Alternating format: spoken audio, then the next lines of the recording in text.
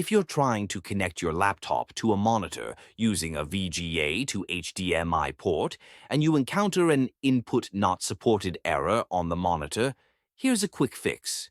Go to your system display settings.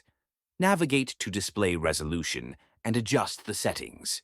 You may need to try different resolutions to see what works. In the display section,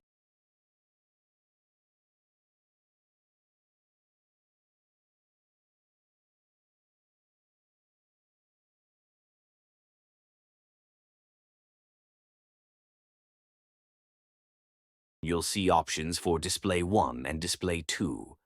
Scroll down to adjust the refresh rate.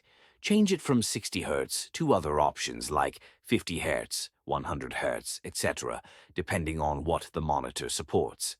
After making these adjustments, your monitor should start displaying correctly. This method should resolve the issue and get your monitor working with your laptop.